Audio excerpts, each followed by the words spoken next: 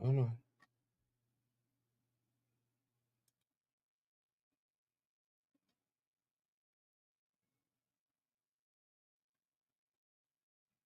It's not showing anything. Why aren't you showing anything?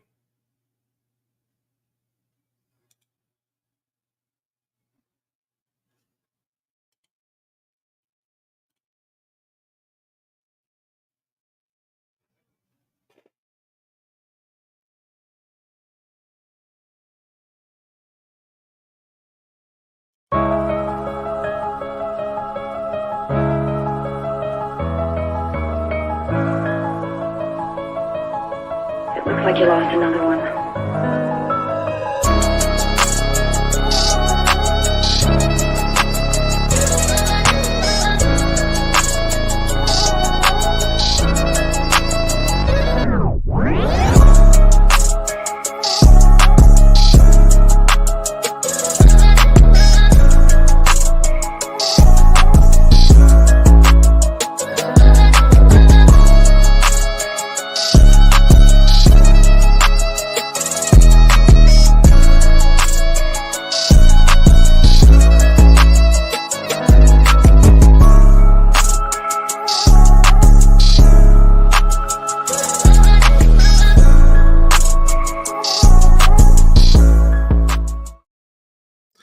Ladies and gentlemen, boys and girls, welcome to another episode of the Wrestliing Revival Podcast. I am your host, Cyb3rYeti, and over here to the other side of me, of course, you see Mr. Notorious Approved, Mr. DJ Notorious. DJ, how's it going, sir?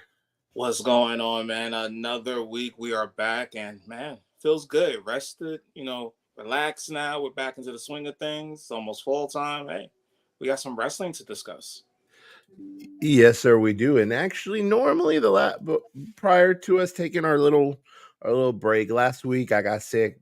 We decided to hold off on coming back. The week before, Mr. Notorious was on vacation, so we're gonna pick up right on where everybody currently is right now in the wrestling news world. So this week we're a little more AEW heavy than what we normally have been the last couple of weeks. So, but real quick before we get into that, we have to pay a couple bills here. So make sure you do that for us. We have our sponsor Ulti Energy to thank again. They are with us again for this season. We do appreciate that. Whenever you go to them, ultisubs.com, and you're picking yourself up a new flavor or maybe a shaker, make sure you use the discount code Revival Army to get 10% off your order. Guys, this helps not only you get some good product, but it also helps us in the long run as well. Possible giveaways, all this other cool stuff. We may even have some other things in the works. We don't know yet, but we'll let you know once the time comes. Again, make sure when you go to the website, use the discount code Revival Army. Let them know that we sent you. So again, thank you all T-Subs for sticking around with us for another season, excuse me. Also, guys, we love interacting with our followers and everybody on social media. So make sure you do that too. On Instagram at the Wrestling Revival Podcast, on TikTok at TWRP_official_, and right now Elon Musk is calling it X at TWRP_official. Make sure you follow us. We like to interact with y'all. Also, too, you might see some stuff from our weekly episodes pop up there, and maybe some flashback stuff. It just depends on, what we're feeling that week, just got to keep an eye out. But let's go ahead and jump into it. Let's go ahead and take a look at what we're going to be talking about this week. And of course, I'm going to hand it over to the illustrious DJ Notorious. Going to let him go ahead and talk because I have a feeling he has a lot to talk about what has happened the last week in regards to AEW. And also, too, I think we might have some people on the congregation list that need to be called up, but we're going to get to that a little bit later. But first, let's go ahead and talk some AEW. So, DJ, let's go ahead. What's going on, man? What's going on in the world of AEW right now? Well, if you've been watching, the podcast since day one, we've always told you this is the time of the year, the sweet spot, as you will. Just like a baseball bat got the sweet spot, this is that sweet spot for AEW. They had their WrestleMania this past Sunday, which was All In. Now, usually for All In is just the main card, and you get all the fireworks there. Tony Khan and AEW did something a little bit differently, and the fireworks started during the pre-show. That's right. It was all free on YouTube. You can watch it on any social media, and they came out with a bang. First announcement, Grand Slam is now going to Australia. That's right. February 15th, 2025. AEW's Grand Slam will be down under in Australia in the Suncorp Stadium. Beautiful, beautiful stadium down there. And for the winter, they're going to get it hot, which is actually Valentine's Day weekend. If you guys haven't figured that out, that's where AEW is going to be giving their Grand Slam event. Now, some people, that is not to confirm that AEW Grand Slam will not be also in New York later on in 2025. That has not been announced yet. But for the first time, AEW's Grand Slam will now be in a stadium setting. Both companies seem to be moving to more stadium shows. A good move for AEW as they get another one under their belt. So that was the first big move during the pre-show. And then the second one was just this. Forbidden Door is now going to London. That's right. Next year, instead of having All In returning back to London, no, it will be Forbidden Door taking its place. Same weekend as All In usually is, in that third weekend of August, but it will now be Forbidden Door. Of course, AEW's partnership with New Japan Pro Wrestling. So, two big announcements, two big shows, both international shows in 2025 for AEW. So they started off with a bang. Then something happened right before the main show started, and that's how we'll get into the recap here. It was All In London, and we had a return of a return of a return. And it was the return of Miss Jamie Hayter. That's right. The local, of course, gets the biggest pop of the night. Jamie Hayter did make her return right before the end of the pre-show. Ricochet is now All Elite. He was in the Casino, not Battle Royal, but Gauntlet match. So he is now All Elite. The glamour one, that's right. Don't hurt yourselves, guys. But Mariah May is now the AEW Women's Champion, and she showed off the nice belt there.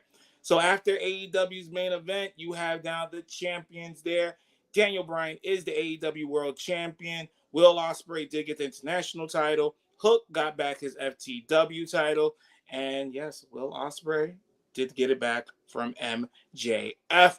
So he is now back to being the AEW International Champion. So first thing we're going to start off with first is the entrances. Of course, since this is AEW's WrestleMania of sorts, they do not pull the stops out when it comes to the entrances. And I think the Yankee and the Astro is going to agree on this one.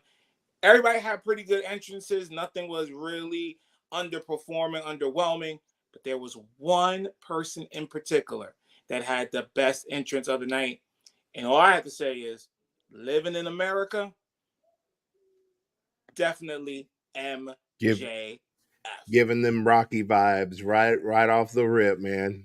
Off the rip. If you guys haven't seen it, definitely just type in James Brown and Apollo Creed. You'll see exactly what we're talking about, and you'll know exactly how MJF came down. Talk about a guy who really kept in character, did it completely. If there was nobody in the arena that was against him, everybody was against him after that entrance. Talk about a road game. MJF played that perfectly throughout the entire feud. Great match, by the way, as well, and was actually my second best match of the night. But best match of the night, and what a lot of people are saying was the best match probably in the past couple of pay-per-views for AEW, was that AEW Championship match. Daniel Bryan, of course, with his family at ringside, shout outs to Bree, taking on Swerve Strickland, who, not get it twisted here, did have a pretty good entrance of his own. Shout out to DJ Who Kid. Bun B, of course, of the legendary UGK, bringing the boy out. That's a big move right there. But Swerve got those hip-hop ties, so that's why he could do that. But the match was great. I have to give it a 9 out of 10. When Daniel Bryan actually gave his famous knee to Swerve Strickland, he went to the turnbuckle and did not sell it one bit. It gave off Roman Reigns vibes. Like, I am just the tribal chief. You are just here so I can beat you. It was a good match back and forth. If you was on Bryan's side, you felt some things there. If you was Swerve, you thought it was going to go away. But in the end, it was Daniel Bryan, all bloodied and bruised, becoming the new AEW World Champion. So, how did you feel about that, Cyber? We now have our 9th World Champion, and that being Mr. Daniel Bryan. Okay, so I'll admit, unfortunately, I was out of town at the time that as the event went on. I only saw little bits and pieces of it when I would check my social media while I was gone. It wasn't until I got home that I actually was able to watch larger clips of what happened. And I'll say this, the two main matches that stuck out to me more than anything were the ones you talked about, which obviously was the MJF Will Ospreay match. Yep. That was a lot better than what I thought it was going to be.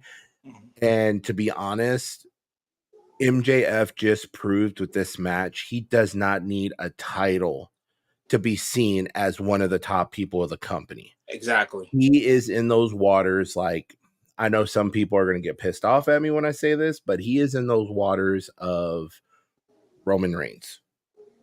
Roman Reigns is that caliber. Where he doesn't need. Am I wrong? You're not wrong. I agree with you, but but a lot of people are not going to agree with me when I say that. Right. And you know what? That's fine. Fuck them. They all got their own opinion. I'm just giving my opinion. I'm just a fat asshole sitting over here giving my own opinion. And if you don't like it, you can go fuck yourself. Wow, that's just that was. Shouldn't have been talking shit. And then all these basement dwellers over their Mountain Dew and their Doritos. Diabetes. They're going to be saying that all day. But anyway, point is, MJF does not need a title to put on good matches and for people to tune in and watch. In my eyes, I feel like Tony Khan did the right thing by securing MJF after he lost the AEW World title. I think part of it was because MJF didn't like what WWE wanted to do with him. I don't think he liked it, and that's why he turned around and resigned. I think it was good for him that he did that because now he's in a different level of his own. He does not need a title to help him or to elevate him. He just needs to pop up on the TV and start talking shit. Literally, that's all he needs to do. And then the AEW World Championship match. It was a damn good match, but I still feel like the wrong person won. Oh, 100%. Hands down, the wrong person won. And you know what? I could tell you this right now. This is just purely off of what I saw. Brian Danielson, or however the hell I keep on mixing this shit up. Difference. The same difference is all the same shit. But my point being is that instead of being a man who wanted to do business and wanted to help elevate people, I honestly feel like he threw his creative control around and said, I am not losing. If you want me in this match, I am not going to lose to Swerve Strickland, and I'm going to hold the title. That's what this reeks of. And I can tell you this. If Tony Khan doesn't gain control of this soon, we are going to see late 90s, early 2000 WCW shit happening. Am I wrong? It's getting to that point. I am in agreement with Cyber here. I feel that the wrong person won that main event match. It should have been Swerve Strickland. Swerve should have jumped like 5 levels from this match, winning it. And you know what you just said earlier, he really would have been on that level of getting into that Roman Reigns type of character, because it showed it in some points during the match where Daniel Bryan could just not, or Bryan Danielson, since he got me doing it, just couldn't seem to break him. It seems like Swerve just had this oomph to him and it just could not be broken. You could have elevated that to a higher standard, and we could have been in the Strickland era. Yes. Simply like that. And really quick here, we got Mr. Sugar Damas himself up in the chat right now. Hats off to Tony Storm and Mariah May. Yes, that was also a really good match. I actually saw the entirety of that match when I got home. It was a really good match, and I can tell you this is one of the very few times AEW got the long storytelling right. Long storytelling right. Because it started from her being a protege to her building herself up to her becoming an equal.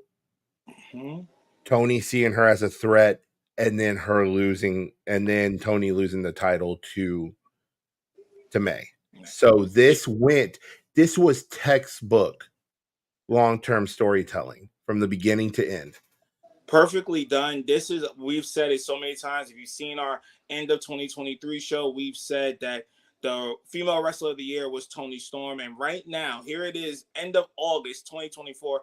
I will not only say that she is the female wrestler of the year, she literally is the MVP of AEW, and that is now former champion Toni Storm. When you have Turner Classic Movies involved with her storyline, making the whole promo just seem so official, like you're watching a Saturday night movie at 8 p.m.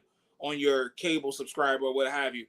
It really had you invested and drew you into it. Even the little things from Luther, her butler, or her Jeffrey, whichever you want to call it, him with his middle finger, his little comments, everything was done perfectly. And that shoe, I've never seen a white-heeled woman's shoe become so popular more than an actual wrestler. They might as well put that up at Sotheby's. They'll probably get sold for quite a few bucks.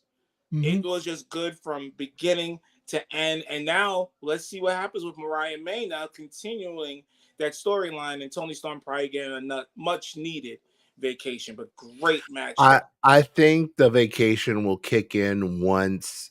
I think there'll be a rematch at All Out, and that will end it, and Toni Storm will be able to take. I would think she would get the remainder of the year off, as she should. She's well deserved. She carried the women's division for almost a full year. Yes. So she deserves every bit of a break. So she definitely does. So hopefully she'll get that after a possible rematch, because we do have All Out literally coming up in just a matter of a few weeks. Now, we talked about the good that was with All In. Now, there was some bad. Two major things that I saw that was bad. AEW. Listen here. It's Notorious talking. If you have a match that's supposed to start your show, you don't give away the entrances for free. What am I talking about? We're talking about that trios ladder match. Now, for everyone that was probably rushing home, had their Domino's, their Pizza Hut, whatever you prefer, on their way home, and wondering why you didn't see the entrance when 1 p.m. Eastern hit and they were already in the ring. Yeah, because they gave away all the entrances, and some of them were actually pretty good. The House of Black had a new entrance, very, very nice, and you missed everything. All you got was the welcome to AEW All In. They jumped in the ring, and that was it. Not a good business move there. I will tell you this. I was very pissed with that match. I was very pissed. That was a very bad way to start the card. Because once again, we've said this so many times, and I've said it till I'm blue in the face, whether in spaces, online, social media, or if you see me on the street, I've said this since last year. AEW, for the first time, probably in their 5-year history, had the opportunity to right a wrong. And they didn't. They did not do it. Now, I know some people are going to say this was originally supposed to be a win for Death Triangle, but obviously 2/3 of Death Triangle were not in this match since Conan wants to be a little bitch. But that's another story for another day. So you got Pac, and then you got, Willa Yuta, who looks like a little kid, and then Claudio Class. I said it. He looked like a little kid. Like a little kid. I know he got ID'd out there in England, trying to get a pint.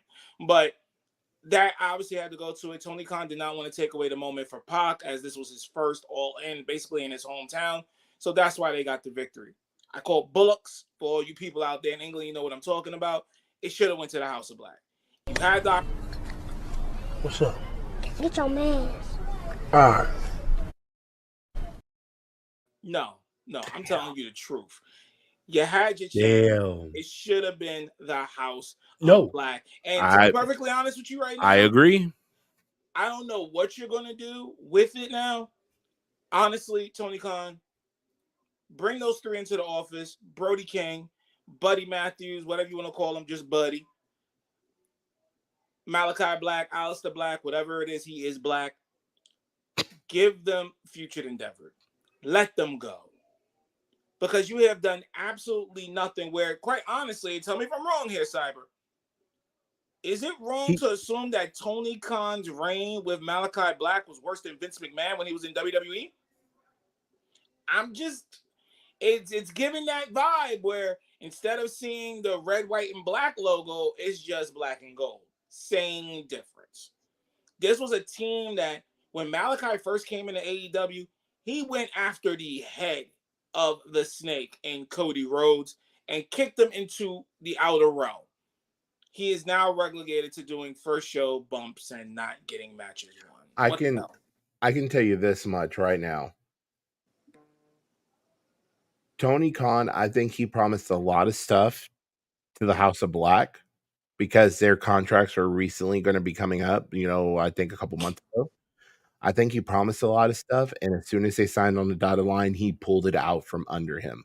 He pulled a typical Vince McMahon move, dangled a carrot over these guys' heads that they would bite at, and the second they bit down and signed those contracts, he's like, all right, I'm shelving y'all. I'm going to pretty much make y'all do grunt work the entire time that you're here. Because I can tell you this, Malachi Black would have gone back to WWE right now. There would be a new faction with him, Rhea Ripley, and Damian Priest. Easily. Day one of him being back, he would be out there with Rhea Ripley. And it would go there. If you know, you know. If you know Malachi Black, you know exactly what I'm talking about. It would be there. Oh, he would be headhunting Dominic Mysterio right now. Oh yeah, definitely. But you know something? Just go back to where you was just at, Cyber, because you look like a wrestler there for a hot second. You kind of gave off this Brody King type of vibe right there. Since we was talking about the House of Black, I saw Brody King there for a minute. I was about to tell you, are you going to the office tomorrow to get future endeavor? Like, what's going on with that? I'm going to the office and telling the boss he can go fuck himself. Hey, yo, Jesus. Hey, Jesus, man. What the fuck? Damn. Hey, I'm tired of the disrespect they're giving House of Black right now.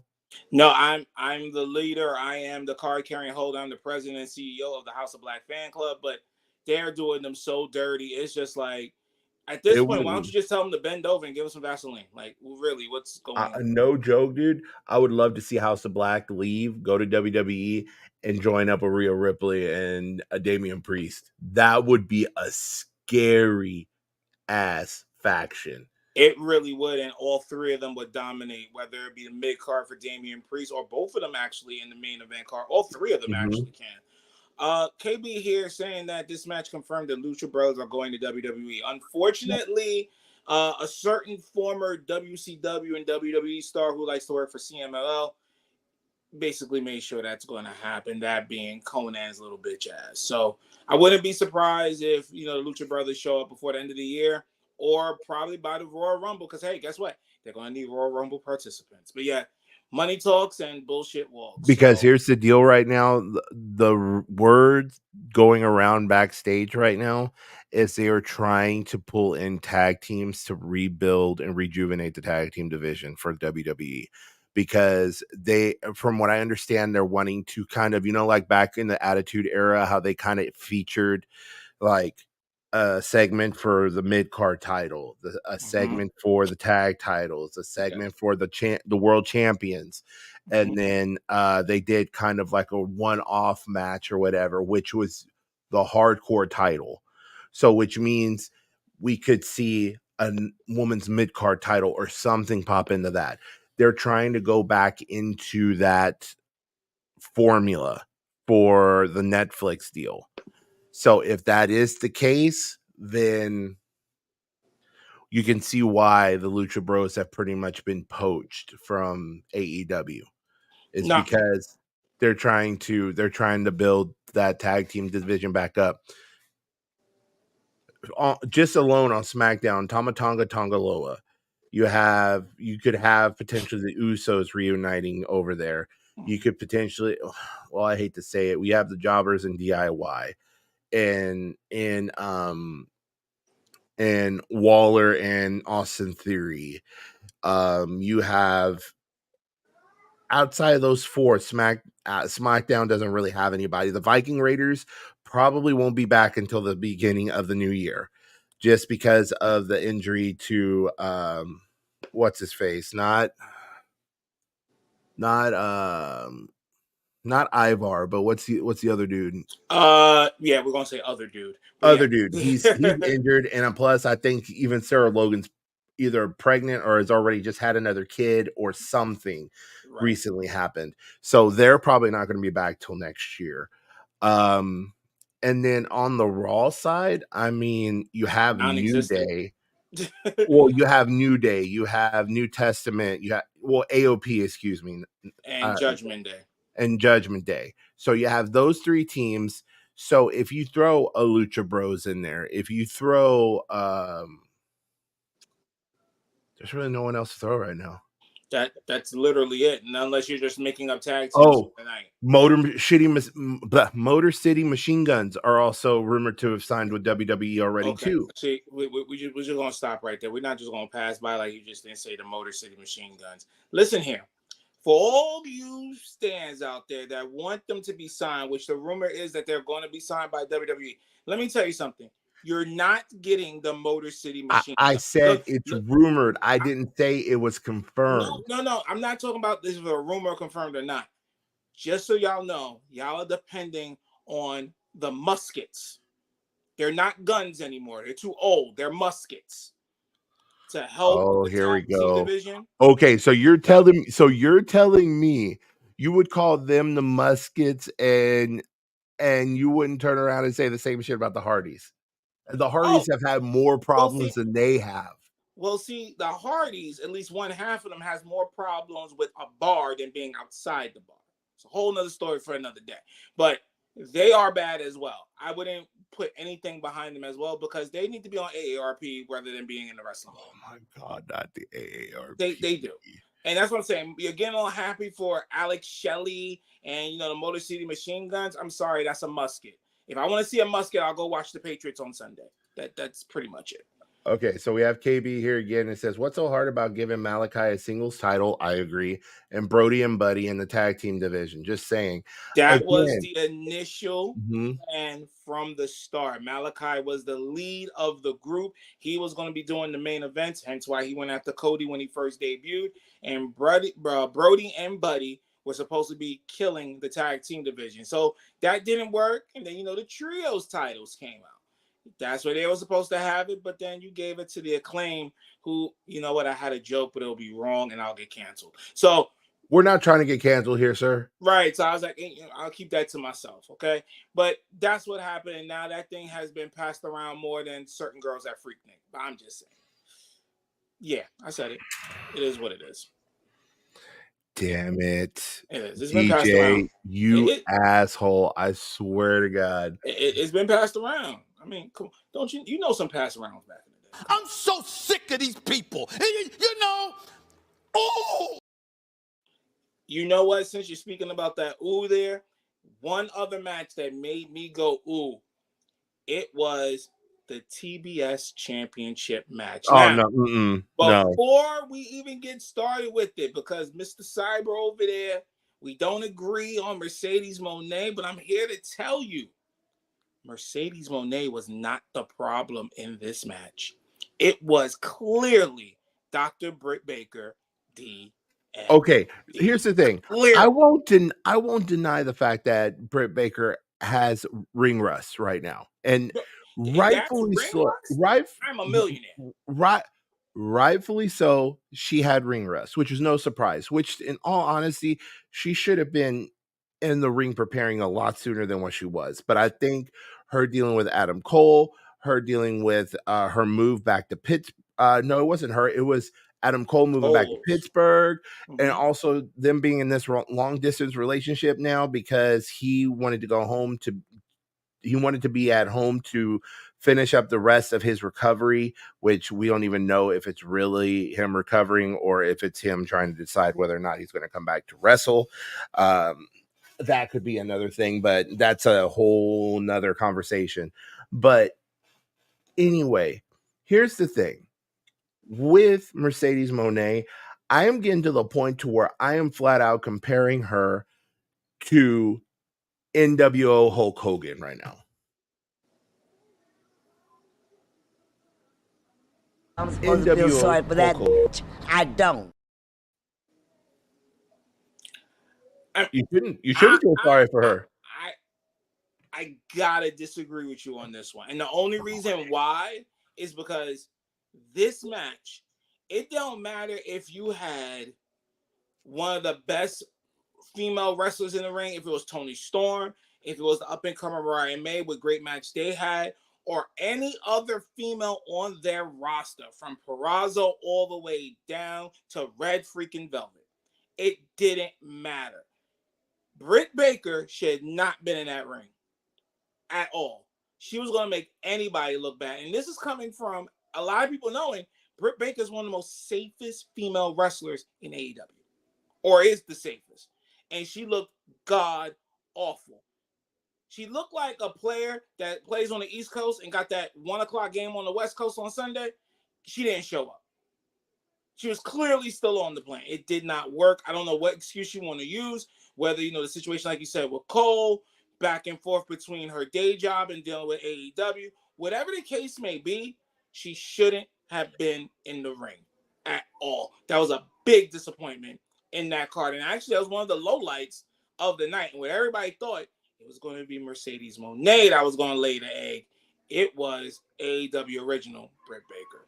So, and here we go. KB saying it was a low point in the show, but I love both women. Let me tell you something.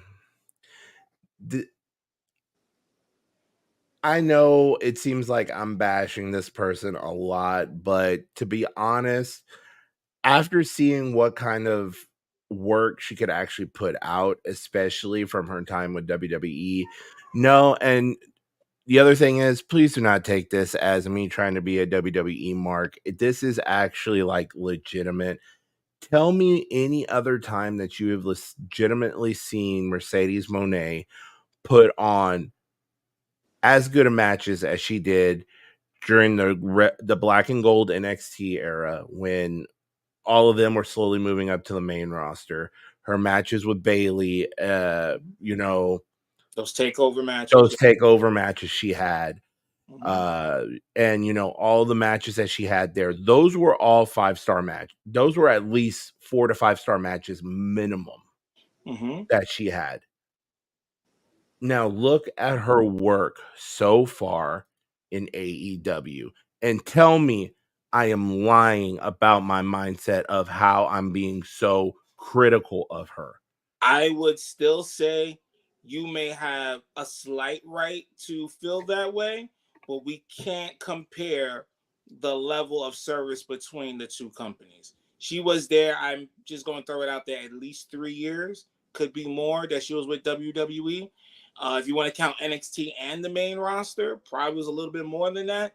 Yeah, I was about to say it was more than that. Right. She hasn't even been in AEW for a full calendar year. She just debuted in March in Boston. So we're really going to do this? She hasn't even been with the company for 6 months. This is what we're doing? And remember here, if you're going to go so bad about Mercedes Moné, then you have to give that same energy to Britt Baker, who was the one that laid the egg. No, I'm not saying that I'm not giving Britt Baker the smoke either. No, she is just as much at fault of how this match went as Mercedes is. She is definitely just as much at fault. Both of them are, because one, Mercedes knows better. She knows how to put on a good match. And two, Britt Baker, she should have been, if she wasn't quite ready to come back and she was in that kind of condition, she would have known that weeks before this pay-per-view. So it was on her to get ready sooner.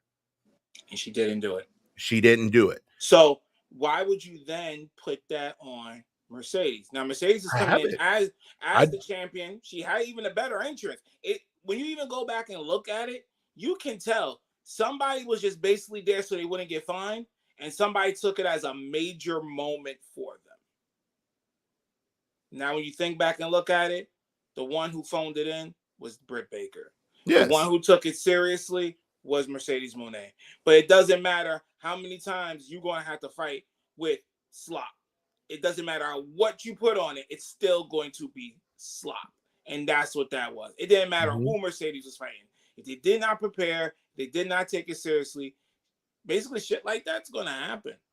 And hey, hopefully Britt Baker gets it together. Maybe even taking some more time off before you get to All Out and then All Grand Slam. Maybe that will help her out. But that was definitely one of the low points of the night, which a lot of people thought might have been a match that stole the show because of the work that both Mercedes and DMD can put on in the ring. We know how we feel about Mercedes sometimes with the mic work, but in the ring, she's one of the best. So hopefully they get it together, maybe even a rematch in a couple of weeks. We'll see. Well, hopefully. So, but yes, definitely let us know on our social medias. How did you feel about All In London 2024? Let us know on our social media at the Wrestling Revival Podcast on IG, on TikTok, TWRP_official_. And yes, Elon Musk has X, TWRP_official. Elon, we got to have a discussion. Answer those emails, sir. Getting tired of emailing you. You know why. But definitely hit us up on social media for that. And then we got our typical favorite white boy up in here, Mr. Peter. DJ, I got more bars after that Snap Pack remix. It's fire. Here we go. You know what? There were certain things that were, going on while I was on vacation. And personally, he sent me a little freestyle he did. And I must say, Cyber, it was pretty damn good. It was pretty damn good. You mean White Boy got bars? Yes. Yes, he had more bars in the prison. He had more bars than a prison. Yes, it did. And it was very Charger-esque. Rams-esque, you might say. But KB here, honestly, I would have had them run it back, but I will wait until World's End in December, give it more story. I don't know. I don't think this thing needs more story. I think it needs more people showing up and clocking in and clocking doing out, their job. Clocking in and doing the job. Exactly. And honestly, it's the first time in the 5-year history where we say DMD did not come and do her job. She didn't. And that's a shock. But we'll see what happens with that. Now, when it comes to All In, we are now done with that, but not necessarily, because now it's time to talk All In Texas. That's right. All In Texas is going to be next year in that good old heart of Texas, July 12th, 2025. So All In now moves to the United States. It's been long rumored. That's what Tony Khan wanted to do. While we were on our mini break, they did have the press conference there. Swerve, Athena, and Mercedes Moné were all in attendance, of course, with local officials from Texas and, of course, from Global Field, home of those defending World Series champion Texas. I'm sorry, how many games behind are they right now? That doesn't mean that they're not the reigning defending World Series champion. I'm not saying that, but I'm just saying how many games behind are they right now? I have no idea. Let's see what happens when October 1st rolls around. I don't know what's happening. Hey. Don't know what's happening. All I'm telling you is, he's still a little better. The Astro is still a little better. How many games are they behind? Oh yeah, that's right. They're almost 10 games behind. Okay, that's great, but it doesn't take away the fact that the defending World Series champions get to host AEW's biggest pay-per-view of the year next year. Cyber, since you are the Texas native here, how big is that stadium capacity-wise for a regular baseball game? It's looking at around 40,000. that the capacity is for a baseball game. Now, it just depends on how their setup is. They could actually have seating down on the field. There's a number of things that could happen. They could technically pack a couple more thousand if they do fill in the field, but it just really depends on how they set it up. Just kind of like how WWE, when they did WrestleMania in Seattle. Safeco Field, yes. Safeco Field. So it can vary. If they stick to what is available there now, they'll probably look at selling out a majority of it. So it could be anywhere from 30 to 35,000, depending on how much they want to tarp off, or if they want to have a large entryway, all this stuff. A number of things can go into effect. Now, of course, this is the question I've been getting since the announcement of All In Texas has been made. Will Cyb3rYeti be making the trip to go up there? I can tell you this. My Astro heart says I will go to Yankee Stadium before I go to Ranger Stadium. So, And I've been waiting. So I'm saying it right now. I will not be in attendance for All In. You know, I could say that I'm surprised, but I would be lying. I'm not surprised that Cyber would not be in attendance for AEW's All In, which is literally right around the corner for him, since it will be in his home state of That's almost a 6-hour drive for me, dude. Hey, once again, I am not surprised at. So I'm like, it's a no. I'm not surprised, but definitely, you guys, if you know, a couple of years we've had that out in London. United States fans probably come from all over the country and some from the world will all be in attendance for that. I think tickets will probably go on sale probably in November around the holiday season. Definitely be a nice Christmas gift for some people. But yeah, definitely, if you're looking and big AEW fans like some of us are here, you would definitely want to get your tickets for AEW's All In July 12th, which is a Saturday. This is different now. It will be on a Saturday in the home of the World Series champion Texas Rangers. So get ready for your tickets with that. So now that we've talked about All In, we got you picked up where it was, the good, the bad, and the ugly from the show. Let's talk about what just happened tonight. Just about an hour ago, it went off the air. We're talking about AEW Dynamite, and it was the first show after All In. So did we expect some fireworks for this show? Yes, we did. Did we get them? Well, Orange Cassidy does get one firework popping up during the show, and that's pretty much how this show went. The show opened up with Hangman Adam Page going up against Ishii. Let's just say Hangman won. Let's just put it like that. Nothing really to scream home to mom about. The biggest part of that segment was the return of Swerve Strickland after his loss to Mr. Bryan Danielson. He then has some words for Hangman Adam Page, and it's already set up. Already, All Out, Page, Strickland in a steel cage match. That one should be one of the better matches of the night. These two can't seem to get away from each other. It's a love-hate relationship, but it actually is good in the ring. So let's see what they have in store for us come All Out. We did have the debut, or the Dynamite debut, of Ricochet as he took on Kyle Fletcher. Of course, Kyle Fletcher is down with the Don Callis family. Ricochet did what he does best.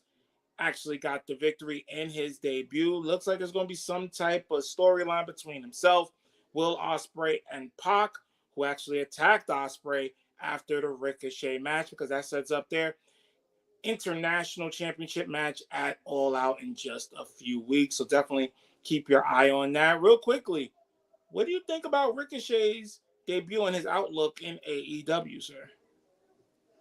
Well, I can tell you this. I just hope he doesn't get lost in the shuffle in the next 90 days. I just hope he doesn't end up in catering, just sitting there, not even being used for ROH. Because at that point, would he have been better off staying in WWE? I would say no, and this is the reason why I'm going to say this, and this is no disrespect to Ricochet and his relationship with, Miss Irvin. Shouts to her. She be breaking the internet, making the Simps go crazy. The WWE values his woman more than him, and he's the one in the ring every single week. That should tell you how much Paul Levesque and the rest of WWE actually values Ricochet.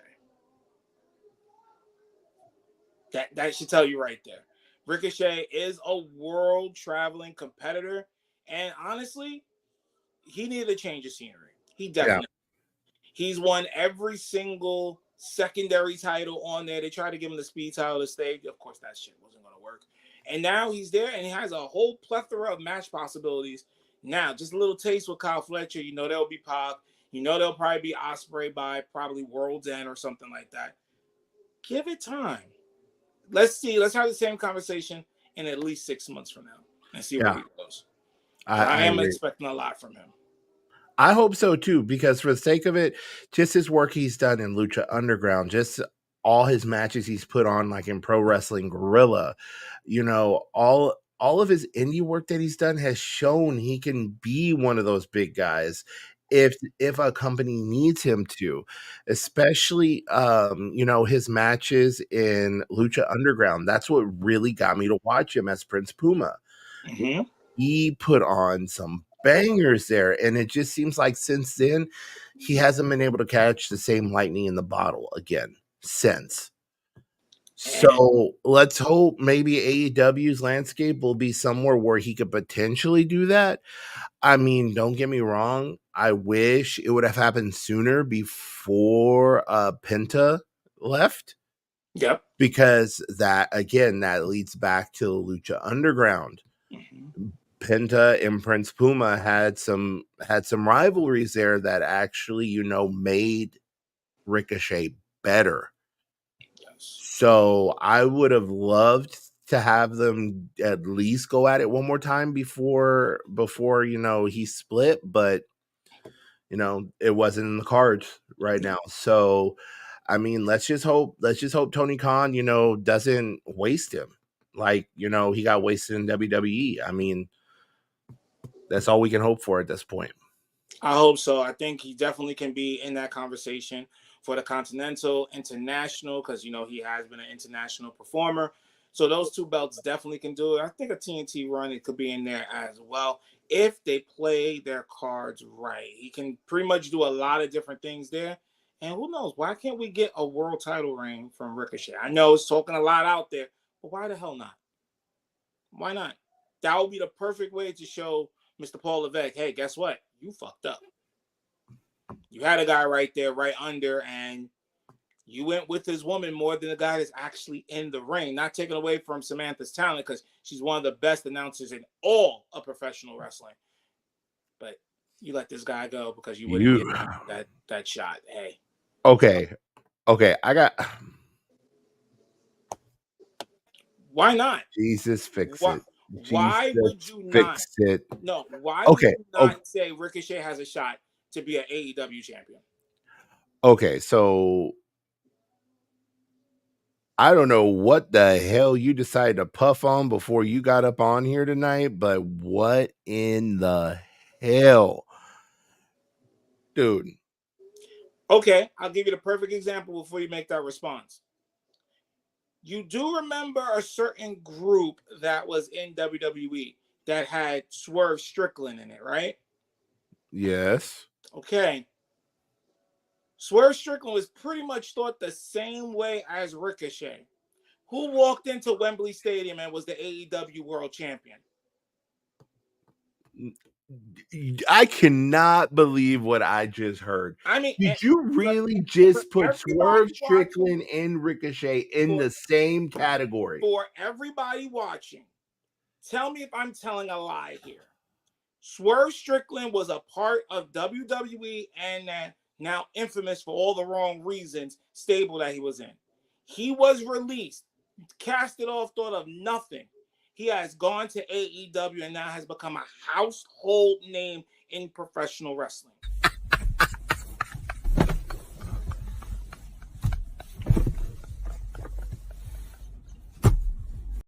What the fuck? I'm not telling a lie here. The man walked into Wembley Stadium where a year prior he said he was going to walk in as champion, and he did so. So where is that so far off where just about, 2.5 years ago, he was getting that unemployment check from WWE and was casted off like a future endeavor not to thought of again? Where has that group gone since? Oh, yeah, all of them got basically released. And Fab is now with the tag team of you-know-who. So am I that far off? Am I that wrong to assume that maybe, just maybe, Ricochet can look at it in the same way? If it worked for Swerve, why can't it work for Ricochet? Because formulas that work for one person may not work for another, and you know this, DJ. It may, but guess what? There's not a possibility saying it's a 0 chance. Here's the thing. I'm not saying that there is a 0 chance that it could happen for him. Yes, there is a possibility it could happen, but the thing that you're doing right now is something that you even told me not to do. You're putting your eggs all in one basket on one person right off the rip, dude. No, because we're talking about the person that actually is the newest signee, which would be him. I already said earlier, he definitely has possibilities in the secondary titles in AEW, which is the Continental, currently held by Okada, and the International title, which we already know he has a relationship with the current champion, which is Will Ospreay, which on Dynamite, they actually hinted towards, but then Pac interrupted it. So this is all stuff that's known and played out tonight on Dynamite. So if that is to happen, why can't you say, hey, maybe there could be an AEW world title reign? I'm not saying a big one, maybe even a transitional one for him. If somebody that was future endeavor and cast away, like a Tom Cruise movie, Swerve Strickland, 2 years later was walking into the biggest show of their career as champion. Why can't it happen? Why? We're not talking about Barry Horowitz here. Because the biggest thing is that Swerve Strickland worked himself up to it. I'm not saying that Ricochet can't do the same thing, but you are putting a lot of expectations on his shoulder when all it takes is one bad outing for Ricochet and Tony Khan will be like, okay, I'm done. I don't think so. I think you're being very What? critical.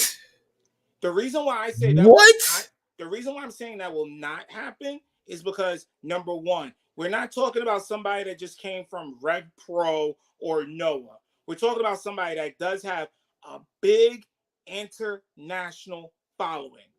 Don't be confused by him just who has a big in international WWE. following and they've literally become a walking joke in AEW? Well, that's Okada because he wants to be comedy relief. That's totally different. We know Ricochet from being what it was. And now with all the attention on him because he left, everybody thought he should have stayed in WWE and just kept on doing what he's doing. Give him the opportunity.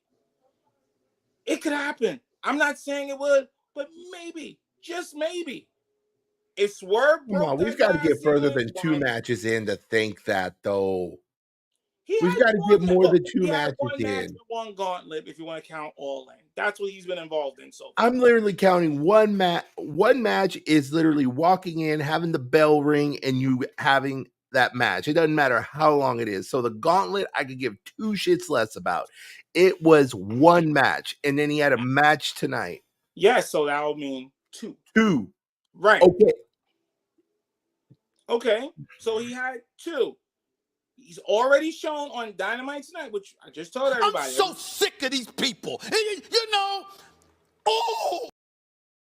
Okay. See, what I think you're not understanding for me is that I'm not saying he's automatically going into the main event. That would be crazy. It wouldn't surprise me because there's been some companies before that have taken a new signee and straight them right to the moon. That won't be the smart thing for Ricochet. They played it perfectly with what happened on Dynamite tonight. He's friends with Will Ospreay. Will Ospreay is the one that actually put it out there for him to come to AEW. So why not put him with someone that he actually already knows in Ospreay and Pac? We probably will see, if not by Grand Slam, by Full Gear. He will be in a match with one of those 3 or in a triple threat match, and that international title will be on the line. That you could book it before the end of the year. That will happen. Okay. Now, not Well, saying he will win, but just the same. Swerve started out slow and meteorically rise to where now, honestly, we just talked about All In the press conference. Who was front and center? Oh, yeah, the same guy that was basically thrown out on his ass 2 years ago from WWE. Swerve Strickland. The same thing. Again, why are you oh my God. I feel like I'm talking to a damn brick wall. I feel like I'm talking to a stubborn teenager trying to make him make the right decision here. Oh my God. You know what? Before we even go into that, everybody did see our predictions on all social media regarding All In 2024. And once again, for I think the third or fourth time, or since all 2024, the winner of that was yours truly. But we're not talking about a prediction of a match. We're talking about the prediction of someone's trajectory between the next 6 to 8 months. I've said that about Tiffany Stratton. I've said that about Mariah May. I've said that about Toni Storm. I think I'm pretty hot right now. I think that was but I could tell you this right now. You're putting your eggs all in one basket way too soon, after 2 matches. Just after 2 matches, dude. And literally, KB is saying exactly what I said about 5 minutes ago. After a year, give Ricochet the ball and see what he does with it, sink or swim. See? This is not what you said. Yes, it is, because I said after 6 months, let's have this conversation. You just said after one, you're putting your eggs into one basket. Give him his time. He's only been on Dynamite now for 1 full week after coming off the pay-per-view. Let's see what happens. I just said he's good for the secondary titles. Maybe get a run into the AEW.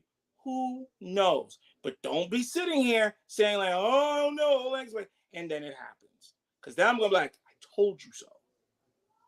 You can say I told you so all up and down the street, but I can tell you this much right now. You were putting a crap ton of expectation on somebody who has only had 2 matches in a new company, and you're already saying, oh, well, he's gonna give him this much time, he's gonna do this, that, and the other. Dude. He's gonna give him the time because Ricochet's name is still big out there, and putting him on, whether it be Dynamite or Collision, is definitely going to get people's attention because he is the new signing. People do know him from his previous employer. So, of course, for the first couple of weeks or at least the 30 days, you're going to put him out there. 90 days. Again, so 90 days. You say 90 days, I say you're going to be sadly mistaken. And you know what's so funny is you said that multiple times about multiple signees that have come in, and most of those signees have fallen off or fallen back. I said that about Ospreay. I said that about Monet. Okay, well, so hold on a second. out of how many? Okay, out of the besides those, which other ones have actually been successful?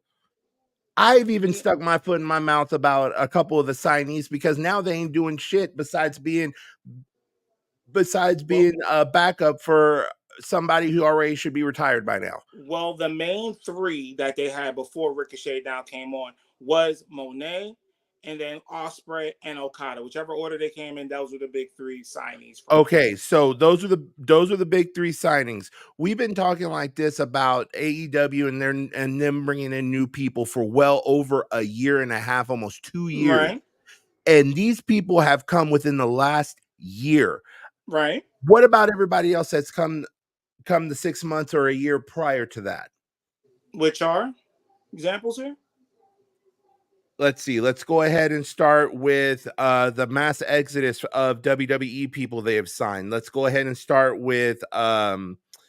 Cesaro, yeah, he got a little bit of a push. He got a title that he hardly ever defended.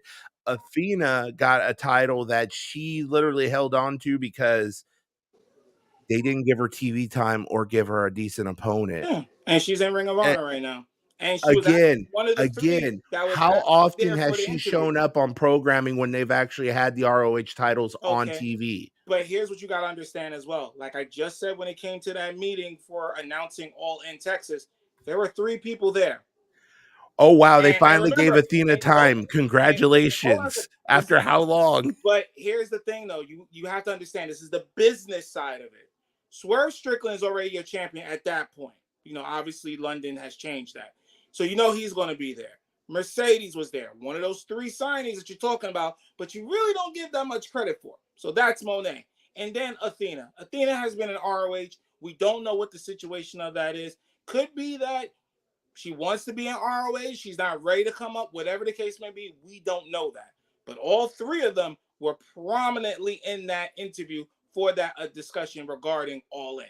If that was not the case and they were not considered big time talent, they wouldn't have been there. Hey, William Yuta wasn't there. Claudio Castagnoli wasn't there. Okay? Those are the other people you just mentioned, being Claudio one of them. They weren't there. Those 3 were. All this comes down to is that you have to give people time. Now, the one person that I think we both can agree with that has been good has been Ospreay. For whatever reason, he's been good. You can't even think about it and say, oh, no, because he has been. He has. That's like when you just check that off. It's not even a discussion. He's been good. Well, a clock is right at least. Broken clock's right at least once every 24 hours. That's what I'm saying is you're coming back with that rhetoric of just like, oh, well, a clock is right 2 times out of the day. Ospreay has been good. Whether you are... Yes, that's literally the one. Yes, but remember, Monet, you personally don't like, and it's not because of her in-ring talent or this last match, which was clearly on the other person, being Britt Baker. And she still has not even been there a full, not even 6 months. Not even 6 months. And you're still going to give her this? Come on now. That's a little outrageous. Still give her what? You're not giving her any credit. She hasn't been there for 6 months yet. 6! Because I have flat out have made this known ever since she's shown up. This is all an ego trip for her. And to be honest, it is not her character. It is not her character. That it's, yes, her character has a little bit of an ego, but it is the rest of that shit is not her persona she's putting out. That is legitimately her. And what's bad is that it's so bad that even Snoop Dogg is even putting distance between her and him. Now, you tell me if that's not a bad sign when someone who literally backed her almost all her career is even putting space between them. Well, you do know the reason why Snoop would put distance between himself and formerly known as Sasha Banks, right? I don't think we need to be rocket scientists to figure that one out. Oh, let me hear know this. The what? Reason why. For what? The reason why is because, let's see. Him and his favorite tag team partner, which would be hip-hop producer Dr. Dre, have Gin and Juice that actually got released. And who's been prominently promoting it? Oh, yes, her former employer, WWE. End of discussion right there. That's business 101. You mean to tell me that somebody from that company over there in Stanford had told them, hey, listen, we know she's a family member of yours, second or third cousin removed, but you might want to distance yourself from her so we can make sure that your Dr. Dre and Snoop Gin and Juice goes through. Because how many pay-per-views has Gin and Juice been heavily promoted? Even during their biggest stage of them all, WrestleMania. Don't worry, I'll wait. So that's just business 101 right there. That's the reason why she's been pushed to the side. And that happens in all business all the time. Hey, look at Kanye West, for example. Look how many people left him after he did what he did with Adidas. Same thing. It's the same thing, man. Like I said, dude, you're just trying to put all this shit you're giving people way too much hype, man. It's not hype. Before you can see what they can produce. I'll give you Will Ospreay. I will give you Will Ospreay all day because he was able to continue what he was doing prior to joining AEW. He was able to continue that trajectory he was on and keep himself on TV. Mm-hmm. But out of everybody else, realistically, if Okada didn't start kissing ass to the Young Bucks, do you really think he would have kept himself on TV?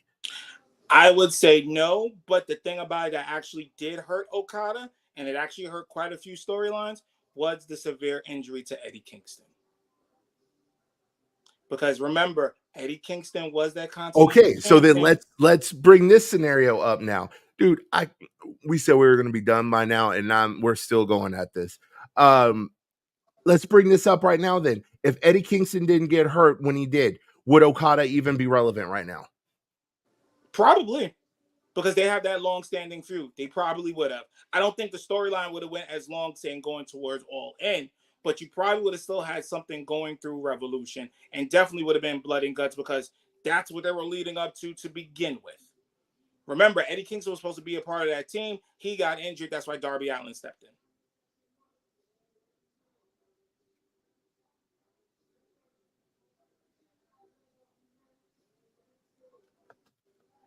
Remember, who did Okada beat to actually get that Continental title? Oh, yes, New York's own Eddie Kingston. Like I said, dude, all the only person I will give credit to is Will Ospreay in regards to his situation, because his happened organically and his stayed the way that it was before he came to AEW. And this is a perfect point here brought up by KB. With Okada, I seriously doubt he's even going to step back into the ring again. I'm not saying it's a 0% chance he is trying to rehab, but he can't go at the full intensity as, say, a person or a regular athlete can actually go. He's going to be lucky if he can even walk around backstage all the time. Right. But one thing we do know about Kenny Omega, he is going to fight to the bitter end. You know that. And that's what he's doing right now. Well, then he's going to be one of those sad wrestlers that we see that is trying to take podcast bookings and then turns around and starts acting like a fool. Whoa. We are not going to say that Mr. Omega is anywhere near. Well, if he keeps on acting like a fool, that wrestler, we're not going to do that. No, I'm talking about if he decides to be reckless about it and not actually take his body into consideration. Well, that's the reason why you haven't seen him on AEW TV since that last time, because that really did take a toll on him, and that's why he's basically not being seen on TV. He is taking this. That's why I'm telling you, I don't think he's going to show back up. If he shows back up, it's going to be more in a managerial role. And I'm not talking about on screen. I'm talking about a producer role. That is probably what he's going to come back as. Okada, if he's waiting for Omega to come back, I am willing to put my sorry ass little paycheck on that shit and watch. I wouldn't go that far. I'm still going to wait until at least the end of the year. Weren't they saying that about Omega last year? I'm still going to take my time with that. When it comes to injuries, we all know everybody is different when it comes to these injuries. Now, this one is very, very severe. We're not going to sit up here and make it like it's just a twisted ankle or something. This is very severe. He could possibly pass from this. So, okay, so he's in the same boat as Big E. Big E is already pretty much hinted at he's probably not going to be stepping back into the ring, even though all these people are begging for him to step back into the ring. He's actually listening to his body, and he's leaning more towards no. Nigel McGuinness barely stepped foot back into the ring after 13 years because he was in the same boat as Saraya, as Bryan Danielson, and as Edge. And he decided to go the same route they did, and that's how he was able to step into the ring and compete again for the first time. So I can tell you this, all these people were gone long enough to actually have their bodies fully heal to the point to where they could actually take a couple bumps and actually not risk permanently injuring themselves. Kenny Omega, on the other hand, if what is being said is legitimate with him, he's going to have to sit on the shelf at least if he even wants a chance at a Nigel McGuinness comeback or a Edge comeback or anything like that. He's going to have to sit for years before he's even legitimately able to try to come back.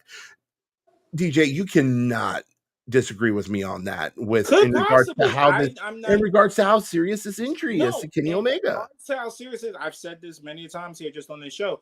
I'm not going to sit here and say that it's a twisted ankle. something simple. He could come back within 7 to 10 business days. No, this is very serious. He could possibly pass from the injury that he has right now. But he is taking it seriously and going at a pace which is not Kenny Omega pace. We know how he loves to work out, but he is taking the small pace because that's his end result. He wants to be back in the ring. And quite honestly, until a medical professional, not us, medical professional tells him if he does this, he would die, then guess what? Kenny is still going to try because that's just Kenny Omega. And he is AEW to the day he passes. So whatever way that he can help them out, he definitely will. Definitely will. But hey, see what happens early next year. Let's see what we talk about this probably going into All In Texas. Because more than likely, he probably has that circle on his calendar already to see what's going on with it. Well, let me put it to you like this.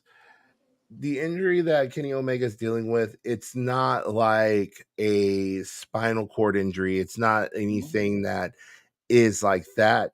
Dude, we are talking about the same shit that Brock Lesnar had. The only difference is that Brock Lesnar went to the absolute extreme to handle it. He stepped away from everything. He changed his diet. He was on alternative stuff for at least 5 to 7 years before he came back. So, I mean, he made some major life-altering changes. And as of July 15th, this is the most recent thing I can find in regards to Kenny Omega's status. And as of right now, it's still being considered that his diverticulitis is still considered a life-threatening condition currently. And that's as of July 15th of this year. So, I mean, I don't know. I would love to say that he would come back, but also, too, you've got to look at the previous person who handled this. You're talking about a massive former Division I athlete who literally changed his entire life to get back to what he wanted to do. And also, too, that money was talking to him pretty damn hard, too. So, I mean, Omega put on some hell of a matches in New Japan, especially with his rivalry with Okada. I'll be honest with you, even if Omega does come back, it's not going to be the same. If him and Okada get into the ring together, it is not going to be the same. Because Omega's not going to be able to do what he did back then. He's not going to be able to put his body on the line as he was in those matches. Omega's not going to be able to take multiple Rainmakers. Kenny Omega's not going to be able to lift Okada to do that many one-winged angels like he did in those matches in New Japan. It's just people are hoping that he comes back and they're able to do the same thing. Even if he does come back, I don't even think he's going to be able to do half of that. And what is the one thing that a lot of wrestlers said that they wanted to do, especially when Undertaker was doing his stand-ups and he did his biography and all this stuff? What was the one thing that most wrestlers say that they hope they're able to do? That they're able to step away from it before it gets bad. As in, they are having to be carted off. They're having to be told by the people who run the company they wrestle for, you cannot do this anymore. I just hope that Kenny Omega listens to his body and he doesn't make Tony Khan have to tell him no. That is my main concern. Well, with him not being around backstage or showing up on AEW TV, which I think it's been about 6 months now, give or take a few months, I think he is taking it that seriously. I think it was even a lot for him not to even be there because, you know, he's literally has been one of the brainchilds. Hell, he was one of the EVPs of AEW. So, you know, he's been there every single week. To be honest, I think he might be the only one that may not had his EVP status taken from him. Probably because he wasn't, you know, going crazy like two others from Rancho Cucamonga. But that's another story. But yeah, I was about to say that's a whole different. Yes. Mark my words, before the end of the year by Revolution, Ibushi and Omega will be back, and we will get Golden Lovers versus Young Bucks. Now, that might be, wishful thinking. That's why I said, let's see what happens going into 2025. There'll probably be some update on his situation or his diagnosis, and then see from there. Remember, guys, we are not doctors. We don't have his history in front and know what's going on. It's more of a wait and see attitude when it comes with it. And I can understand that, but I mean, let's be honest. Wrestling fans are out of their goddamn minds when it comes to the companies that they like, whether they're pro WWE, pro AEW, pro whatever the hell. We even have a Starbucks fanboy who's so over the top about freaking New Japan and shit. But by the way, happy late birthday to him. But anyway, the point is savage. Huh? Savage. I can't help it. I can't help it. But anyway, I just hope that Kenny Omega listens to his body and not the fans.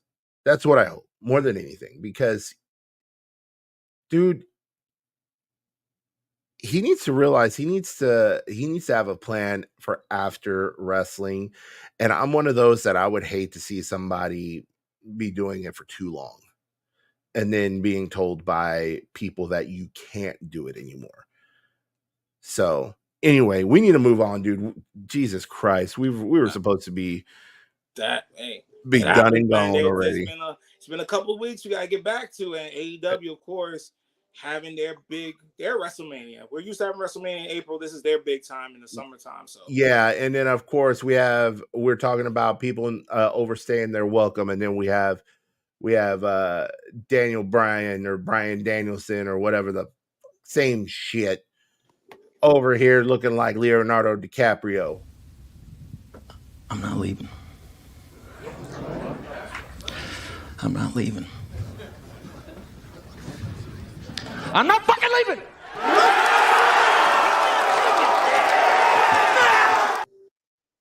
Now, what Cyber is talking about there, shout outs to Wolf of Wall Street. If you have not seen that movie, what rock have you been under for years? Definitely watch it. Classic. Like, what the hell's your problem? Right. It's a classic movie. Definitely check it out this week. Daniel Bryan did end Dynamite show tonight. And of course, he kind of hinted towards this was it. He was going to hang it up. And then he thought of that movie. He's not leaving, y'all. So next pay-per-view, which is All Out, he will be defending his title, as he said, first come, first serve. And who decided to show up first? Well, 90210. That's all I could say. Mr. Jack Perry put himself there and will have the first shot at Mr. Danielson's AEW World title in the main event at All Out in Chicago. So not surprised that it was Jack Perry, but we know what's going to happen with this. He'll have that belt for quite some time until probably World's End, maybe Revolution.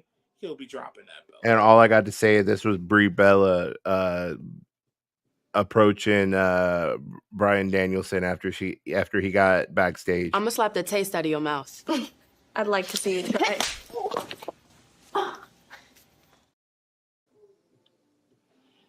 Definitely. Yeah, I'm just saying. Definitely. That definitely was. Yeah, but moving on, we're going to actually go ahead and switch gears. We're going to actually jump into the WWE side of it. And to be honest, guys, I think we're kind of at the point. This is kind of, if I'm not mistaken, Bash in Berlin is this weekend, right? Yes, Bash in Berlin is their premium live event, but me and their glorified house show. Exactly. Glorified house show. Yeah. But anyway, this is pretty much the go home shows before this. So the main thing that really stuck out of Raw from this past week was finally us seeing Uncle Howdy go one-on-one with Chad Gable. Yes. And I can tell you this right now, everyone is, in my eyes and what I've seen in social media, everyone is pretty much still very much about this storyline with the Wyatt Six and their journey in the Raw landscape right now. because it's still getting a lot of publicity. It's still getting a lot of positive feedback. I've seen some discontent on social media a little bit, but not enough to warrant WWE to get worried about it quite yet. Oh, what's that? I'm going to be honest with you right now. Okay, what have you seen? For Wyatt 6, I'm letting you know right now. That fire that was burning for this starting to cool off rather quickly. It is starting I to think they cool should have off rather quickly. I think they should have moved on from Gable after last week. After they had that huge tag match between the other members of the White Six and Chat and the Creed brothers and all of them, I feel like they should have moved on past that, because if they're targeting people who have betrayed their families and everything else, they should have already moved on to other people, either Jey Uso or somebody, just to kind of continue that mindset. They wanted to continue this. I don't quite know why. I don't know if they just wanted to get Uncle Howdy finally involved to finally kind of push it to keep, just to kind of put the bow on it. I think they may have waited a little too long to do that, but I'm okay with it, but they need to leave it alone after this. I will say they need to move on. After Bash of Berlin, which is this Saturday, you can watch it on Peacock. It is a premium live event, even though we call it a glorified house show. Yes. They must move away from Chad Gable and the Creed brothers. If they are on one more show, whether it be Raw, SmackDown, Main Event, The Bump, Level Up, whatever, it doesn't work. You're going to start losing. You're going to hear more chatter coming from social media. And let's not put it out there that we don't know Paul Levesque sits at gorilla position looking at Twitter and seeing what the fans are talking about while the show is going on live. So start looking at it, because it was whispers a few weeks ago. Now it's starting to get a little bit more audible. That's why they need to move on. After Bash in Berlin, they have to move on, which means they either need to go after Jey Uso. They need perfect scenario. He's moved on in the Intercontinental tournament. Cost him the next match. Have Uncle Howdy doesn't even need to touch him. Just come out and start freaking him out. And he can't run. Have a member of each member of the White Six at one of the exits, like they did at the very beginning with Chad Gable and the Creed brothers. Do the exact same thing to Jey Uso, just to push everything along, just to clean the slate and start a new storyline. And you can actually, what KB is saying here could be a possibility after Bash at Berlin is, the White Six going after the tag titles, whether it be Dexter Lumis or Gacy, whatever combination they want to make it, where still, Uncle Howdy is still the main guy. That might actually be something for them to do. I would think the best scenario would be Gacy and Lumis go after the tag titles, have Redwood actually go after a mid-card title. And then Uncle Howdy still has a world title shot. And Uncle Howdy gets a shot, because from the people that I see are overly positive about it, I'm sure you've probably already seen it. They're already starting to put photos out there of Uncle Howdy holding the World Heavyweight title already. Yep. So, I mean, could they do that? Potentially, but they've got to go and they've got to keep the story going. They cannot let it go stagnant on Chad Gable. It's getting stale. Yes, it is. Getting stale. But, I mean, it's just they have to stop it. Monday had to be it. Yes. Monday had to be it. So hopefully they do that after this premium live event. There was also something else that happened on Raw, but we're going to save that for the final segment here of the show, because I think that person might see the congregation. But besides that match with Gable, that was pretty much the go-home show for Raw. SmackDown pretty much is going to be the same thing Friday leading into the premium live event, which here in the States, 1 p.m. Eastern here in the East Coast, high noon over there in Cyber Country. and literally 10 a.m. out on the west side. And they say the west side's the best side. I don't think so, sir. Well, you know what? I heard that a lot while I was on vacation, but they definitely knew where I was from, so we just left it. Oh yeah, we saw the pictures and we saw the TikToks. We know they knew where you're from. Yeah, okay. We know. You know, we know. Shout out to the YA6. I did get quite a few compliments of wearing the YA6 while out there on vacation. Oh, and all I got to say too, sir, we're not going to go in too much detail. Okay. But just as a little side note here, Mr. DJ, I think we owe him a little bit of a congratulations. Why are you making that face? You know exactly what I'm talking about. I don't know. Sometimes I don't know. You could be Beyonce and go to the left. So I don't know. No. I ain't going to the left about this. Come on, man. You know exactly what I'm talking about, Mr. Mission accomplished, Mr. Locked it down, Mr. You got the permanent pass now going on. Yes, if this was 2K25, I got Hall of Fame lockdown defender. So, yes, he did. Yes, he did. So big congratulations to him and his missus. Thank you for finally getting engaged. So big shout out to them. And the first thing I told him, I was like, the missus and I fully expect the invite to be coming once everything's made official. So you know, we could plan our trip up to New York. You know what I mean? After you know the big trip to, you know, WrestleMania that's coming up April. So, you know, I told him we've got to be looking for that. So congratulations to you. Congratulations to you and the missus. That's awesome. Now, DJ, I am officially turning it over to you, sir. I think the Reverend has something to say, or he has some people to bring up to the front of the congregation. Yeah. So let's go ahead and get this going, because I know you've got some stuff weighing down on your heart. You got something heavy sitting right here. You know what? I think we gotta bring the Reverend for one, and then it's just gonna have to be strictly DJ for the other. Well, so there you go. Let's bring the Reverend in right now. Good evening, everybody. I'm the Reverend Leon Lonnie Love, and I'm here because Brother Notorious and Brother Cyb3rYeti told me that to come by today because a few people that both brothers here wanted me to bring to the front of the congregation. Now, if you know Brother DJ, he tells you all the time, when he done something bad, come to the front of the congregation. We need to have a word with you. So first up is Mr. Philip Brooks. Philip Brooks, I need you to come to the front of the congregation. I need to have a word with you, sir. What the hell were you thinking? Going live on social media, TikTok, or whatever you call it, and your Instagrams lives. Only grams I know something else. That's another story for another day. You under the ring for your segment with Drew McIntyre. Now, you know that you broke the fourth wall.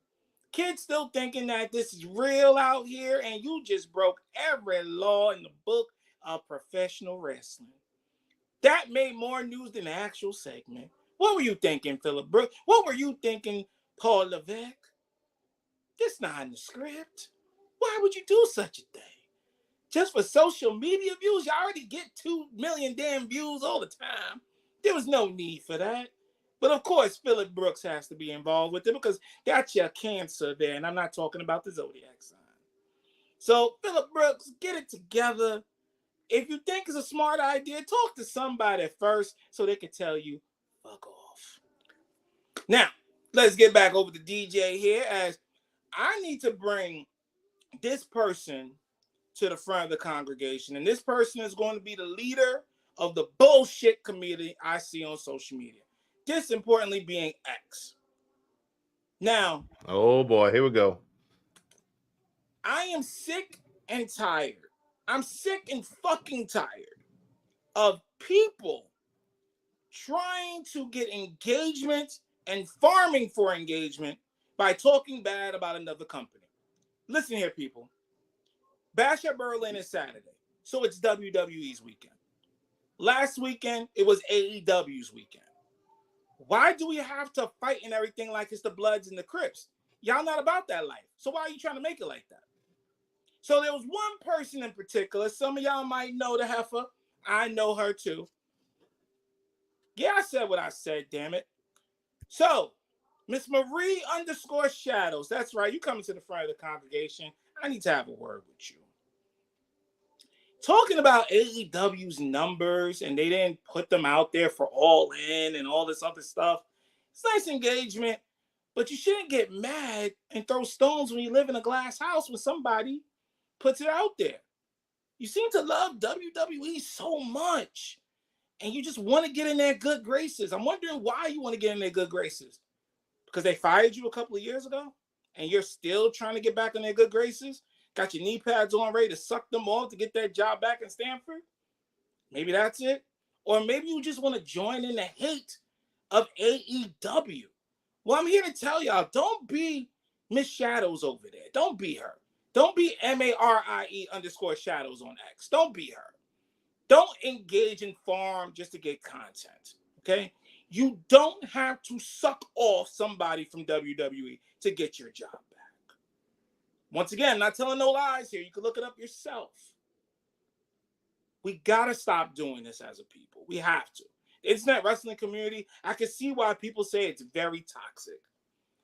Because you got one rooting for one, you got the others rooting for this one, back and forth and all this other shenanigans. When y'all are not about that life, y'all are really just typing fingers, and that's how hard you are. We got to stop it. So, Marie Shadows, please, personally, for me, Brother Notorious, can you please cut the bullshit and give Patrick Ewing back his knee pads?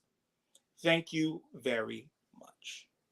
Not Patrick Ewing and the knee pads. What the fuck? No, I said Patrick Ewing, 7 foot, big knee pads, because she's really trying to, you know. Bro, that would work with Vince McMahon. I don't think it's going to work with Paul Levesque. Well, she obviously think it's going to be something, or maybe she has another story or coloring book to make. I don't know. What the fuck? Y'all got to remember, I'm Mr. Receipt. Get him. Oh, Green Jimmy the Cricket suit wearing ass motherfucker. Get him. Oh, shit. Damn. Just saying. Mr. Receipts, you got to watch yourselves.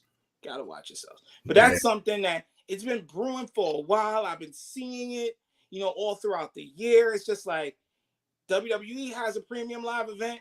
Everybody talks like nothing's wrong with it. AEW does it. Literally 2 years, 130,000 people go through the turnstile, and it's a problem. I don't get it. I remember there was a time for quite a few WrestleManias, they couldn't get over 18,000. There was quite a bit of those. Mm-hmm. So for a company that is legit 5 years old, for 2 straight years to get 130,000 plus into their building, 2 years total, that should be commended, not shaded upon. But that's just me. All right, ladies and gentlemen. Well, that is DJ Notorious's segment there.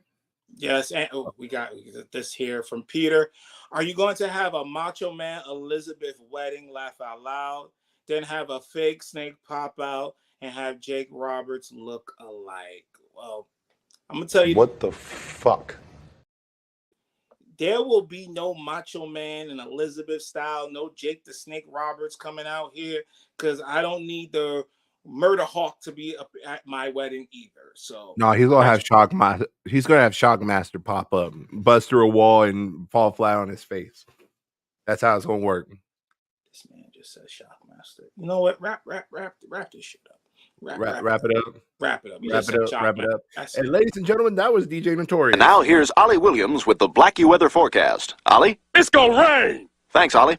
Let's go live to Ollie Williams with the Blackie weather report. Ollie? It's raining sideways! Sounds rough, Ollie. Do you have an umbrella? Had one! Where is it? Inside out, 2 miles away! Is there anything we can do for you? Bring me some soup! What kind? Chunky!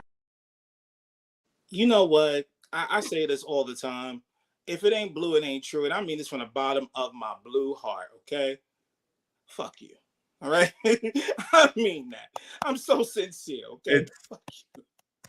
I feel it right here. I feel the love right Yes, here. It's a nice little warm spot in my cold little heart right there. Mm-hmm. So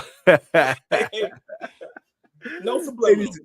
Ladies and gentlemen, thank you so much for tuning in for this week's episode of the Wrestling Revival Podcast. We went a little bit longer because we had quite a bit to talk about, and of course, you know how it is when a Yankee and an Astro get into a heated debate. You know, we can go a little bit longer. He's getting like that because it's getting to that time of the year where he starts having flashbacks of last year. Y'all know why.